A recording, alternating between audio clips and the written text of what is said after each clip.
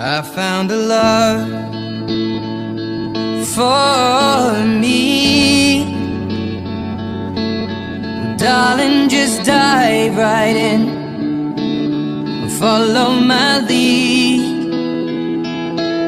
Well, I found a girl, beautiful and sweet. Well, I never knew you were the someone waiting for me. 'Cause we were just kids when we fell in love, not knowing what it was. I will not give you up this time. Darling, just kiss me slow. Your heart is all I own, and in your eyes you're holding mine.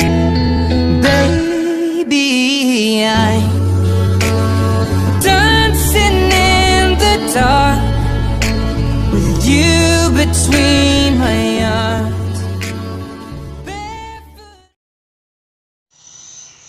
Assalamualaikum warahmatullahi wabarakatuh. Salam sejahtera untuk kita semua. Perkenalkan, nama saya Lina. Saya dari kelompok 3. Di sini kelompok kami akan menjelaskan tentang hubungan interpersonal, antar pribadi, konsep pernikahan, cinta segitiga, dan perselingkuhan. Setelah menyaksikan cuplikan video singkat tadi, mungkin itu sebagai gambaran awal apa itu hubungan interpersonal. Mari kita pelajari lebih lagi apa itu konsep hubungan interpersonal. Menurut Pearson, tahun 1983, manusia adalah makhluk sosial. Artinya, sebagai makhluk sosial, kita tidak dapat menjalin hubungan sendiri. Kita selalu menjalin hubungan dengan orang lain, mencoba untuk mengenali dan memahami kebutuhan satu sama lain, membentuk interaksi, serta berusaha mempertahankan interaksi tersebut. Nah, teman-teman, kita melakukan hubungan interpersonal pada saat kita melakukan interaksi dengan orang lain. Adapun, hubungan interpersonal adalah hubungan yang terdiri dari dua orang atau lebih yang memiliki ketergantungan satu sama lain dan menggunakan pola interaksi yang konsisten. Ketika akan menjalin hubungan interpersonal, akan terdapat suatu proses yang biasanya dimulai dengan interpersonal attraction. Apa itu interpersonal attraction? Interpersonal attraction adalah penilaian seseorang terhadap sikap orang lain, di mana penilaian ini dapat diekspresikan melalui suatu dimensi, dari strong liking sampai dengan strong dislike. Apa itu strong liking dan strong dislike? Sebagai contoh, yang kita ambil dalam kehidupan kita sehari-hari. Misalnya, kita sebagai orang baru di suatu kota. Nah, pasti kita akan bertemu orang-orang baru di sebuah kota tersebut, di mana kita akan menerapkan kategori evaluasi. Kategori evaluasi ini akan menghasilkan penilaian-penilaian terhadap orang baru tersebut. Apakah orang baru ini masuk kategori positif atau masuk kategori negatif? Contohnya, jika kita menganggap orang baru ini masuk ke dalam kategori positif, jadi dia masuk ke dalam kategori strong liking. Strong liking ini akan menimbulkan sebuah interaksi positif juga. Contohnya, kita akan menghabiskan waktu bersama dengan orang tersebut, kita akan merencanakan pertemuan selanjutnya. Nah, sedangkan strong dislike, kita akan menampilkan interaksi yang negatif atau malah menghindari orang tersebut. Adapun faktor-faktor yang mempengaruhi suatu ketertarikan interpersonal atau interpersonal attraction itu ada 3. Yang pertama, faktor internal. Yang kedua, faktor eksternal. Yang ketiga, faktor interaksi. Yang dijelaskan oleh saudara kita Malik dalam presentasi selanjutnya. Baik, assalamualaikum warahmatullahi wabarakatuh. Perkenalkan, nama saya Abdul Malik. Di sini saya akan menjelaskan mengenai faktor-faktor yang mempengaruhi suatu ketertarikan interpersonal. Adapun faktor-faktor yang mempengaruhi suatu ketertarikan interpersonal ada 3, yaitu faktor internal, eksternal, dan juga interaksi. Faktor internal sendiri terbagi menjadi 2, yaitu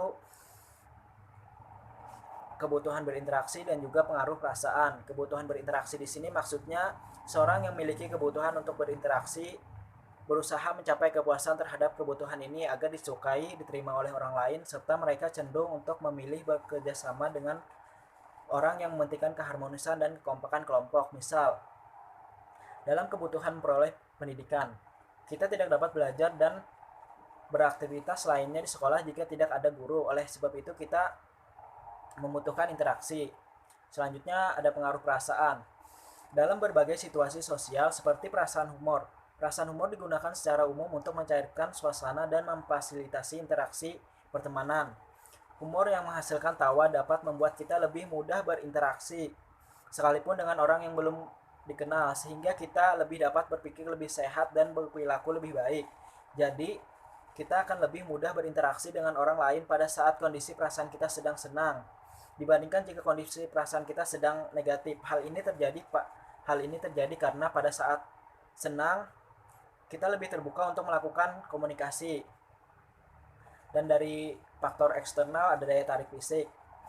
Daya tarik fisik menunjukkan bahwa sebagian besar orang percaya bahwa laki-laki dan perempuan yang berpenampilan menarik dan menampilkan ketenangan, mudah bergaul, mandiri, gembira, mudah beradaptasi daripada orang yang tidak menarik. Jadi kita cenderung untuk memilih berinteraksi dengan orang yang menarik dibandingkan orang yang kurang menarik. Karena orang yang menarik memiliki karakteristik yang lebih positif. Sedangkan dari faktor interaksi ada kesamaan. Kita cenderung menyukai orang yang sama dengan kita dalam hal sikap, nilai, minat, latar belakang, dan kepribadian. Alasan kesamaan menjadi faktor penting penentu daya tarik interpersonal. Misal dalam kesamaan sikap, saya memiliki sikap yang suka menghargai terhadap seseorang, dan seorang itu juga memiliki sikap yang sama dengan saya. Kemudian kesamaan sikap inilah yang berteguh kemampuan saya dalam menafsirkan realitas sosial. Orang yang memiliki kesamaan dengan kita cenderung menyetujui gagasan kita dan mendukung keyakinan kita tentang kebenaran pandangan kita. Dan yang kedua, reciprocal liking, kesukaan secara timbal balik. Maksudnya di sini secara umum kita menyukai orang yang juga menyukai kita, dan kita juga tidak menyukai orang yang tidak menyukai dengan kita. Pada dasarnya ketika kita menyukai orang lain, hal tersebut dapat meningkatkan self-esteem atau harga diri yang membuat diri kita merasa bernilai. Ketika kita yakin bahwa kita disukai orang lain, hal itu menyebabkan kita berperilaku dengan cara-cara menyenangkan orang lain, sehingga menyebabkan orang lain juga akan akhirnya menyukai kita.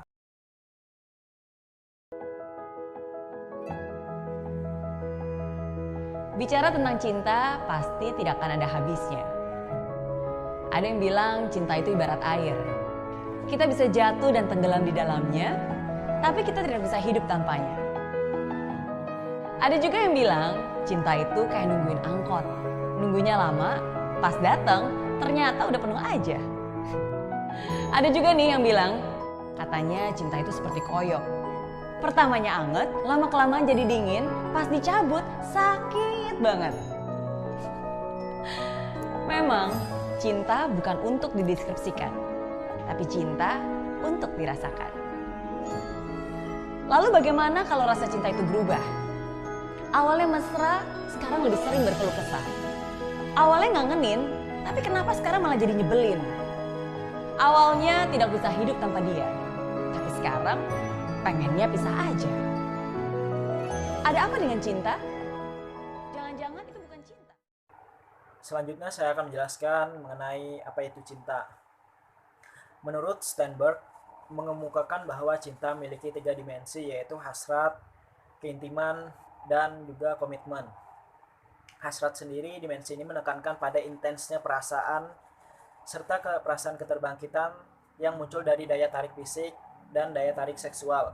Daya tarik fisik di sini maksudnya penampilan seorang yang dianggap menarik atau tidaknya terhadap orang lain secara visual. Misalnya individu yang memiliki wajah cantik dan tampan akan lebih efektif dalam mempengaruhi pendapat orang lain. Sedangkan dari daya tarik seksual disebut sebagai segala kelebihan yang dimiliki oleh seorang individu yang terbaca oleh lawan jenisnya dan dianggap sebagai pengikat dan pada umumnya dinyatakan sebagai ekspresi cinta. Sedangkan keintiman, dimensi ini tertuju pada kedekatan perasaan antara dua orang dan kekuatan yang mengikat untuk bersama. Keintiman juga bisa disebut sebagai perasaan emosional yang berhubungan dengan kehangatan dan kedekatan. Keintiman bisa ditemukan melalui sentuhan fisik dari tubuh ke tubuh dengan seorang, seperti berpegangan tangan dan lain-lain. Keintiman juga melibatkan ketertarikan terhadap cara berpikir seorang yang berperan dalam menjalin percakapan yang berisi, serta memberi ruang dalam pertukaran ide dan percakapan yang bermakna. Dan yang terakhir, ada komitmen. Dimensi ini seorang berkeputusan untuk tetap bersama dengan seorang pasangan dalam hidupnya. Komitmen dalam kata lain adalah keputusan untuk menunjukkan tanggung jawab terhadap semua janji yang Anda buat. Tidak hanya untuk orang lain, tapi juga untuk diri sendiri. Idealnya dalam menjalani sebuah hubungan, percintaan komitmen sangat diperlukan. Selama Anda berbagi perasaan itu dengan seorang dan cinta terbalas, maka hubungan pun berkelanjutan dalam jangka panjang dengan komitmen sebagai penguatnya. Baik, itulah presentasi dari saya. Apabila ada kesalahan atau kekurangan dalam penyampaian materi, mohon dimaafkan. Wassalamualaikum warahmatullahi wabarakatuh. Teori segitiga cinta, Robert Sternberg. Intimasi mencakup perasaan dekat, terkait dan terikat dalam hubungan, rasa kagum dan ingin memberi perhatian, dan pada sang kekasih keterbukaan diri dan komunikasi adalah penting. Hasrat atau nafsu, dorongan yang menimbulkan emosi kuat dalam hubungan cinta. Dalam hubungan romantis, daya tarik fisik dan seksual sangat penting. Dan motif lain seperti kebutuhan untuk memberi dan menerima, dan kebutuhan untuk menjaga. Komitmen dalam jangka pendek, komitmen adalah keputusan untuk mencintai orang lain. Dalam jangka panjang adalah komitmen untuk menjaga cinta itu. Intimasi tanpa hasrat atau komitmen dalam persahabatan. Cinta membara adalah pengalaman. Hasrat tanpa intimasi atau komitmen. Cinta hampa adalah pengalaman komitmen tanpa hasrat dan intimasi, seperti dalam pernikahan yang stagnan atau pernikahan hampa. Cinta romantis adalah pengalaman hasrat dan intimasi tanpa komitmen, seperti dalam hubungan pacaran. Cinta berdasarkan persahabatan adalah pengalaman intimasi dan komitmen tanpa hasrat berlebihan, seperti dalam pernikahan. Cinta tolol adalah pengalaman hasrat dan komitmen tanpa intimasi, seperti cinta pada pandangan pertama. Cinta sempurna adalah pengalaman tertinggi yang mengombinasikan semua elemen intimasi, hasrat, dan komitmen. Saya akan menyampaikan materi tentang pernikahan. Menurut Miller, 1985 menjelaskan bahwa pernikahan adalah hubungan pria dan wanita yang diakui secara sosial dan ditunjukkan untuk melegalkan seksual, melegitimasi membesarkan anak, dan membangun pembagian peran di antara sesama pasangan. Menurut saya, makna pernikahan adalah dua insan saling mencintai satu sama lain, saling menjaga keharmonisan dalam keluarga, dan dalam ikatan yang cukup lama sampai maut memisahkan.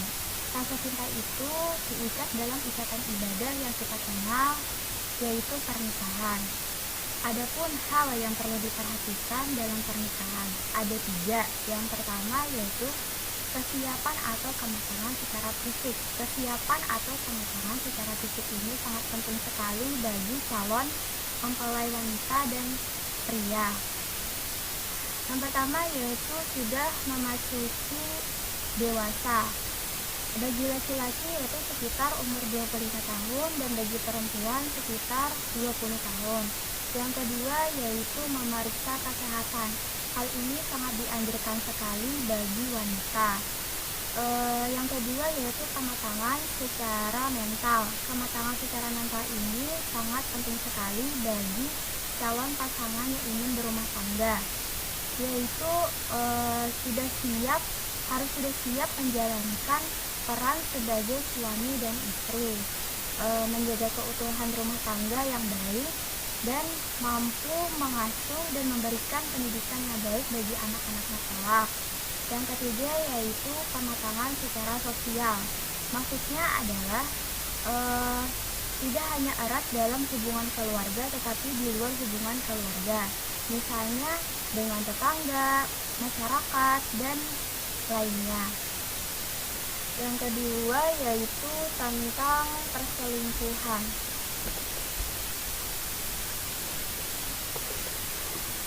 Menurut saya perselingkuhan adalah suatu perbuatan suami atau istri dalam bentuk menjalin hubungan dengan orang lain yang dinyatakan sebagai perbuatan mengkhianati, menyakiti hati, dan melanggar perjanjian pernikahan.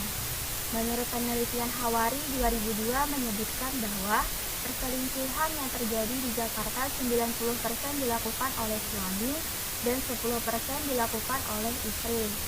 Rata-rata yang melakukan perselingkuhan itu adalah suami. Mengapa hal itu terjadi? Menurut saya hal itu terjadi karena mungkin dalam pernikahannya sudah mengalami masa kebosanan yang sangat berkepanjangan. Ada juga dalam bentuk hal perekonomian, ada juga seringnya pertengkaran dalam rumah tangga, dan kurangnya kepuasan hasrat seksualitas kepada pasangan. Adapun penyebab dari perselingkuhan ini terdapat beberapa faktor. Yang pertama yaitu kurangnya perhatian. Yang kedua yaitu untuk kesenangan, kepuasan akan tantangan, merasa tertarik dengan wanita yang lebih muda, memanfaatkan kesempatan yang ada, keinginan untuk melanggar sesuatu, kebosanan akan pernikahan, istri atau suami tidak lagi menarik secara fisik, perubahan fisik, dan terlalu fokus pada anak. Sekian, terima kasih materi yang saya sampaikan, semoga bermanfaat.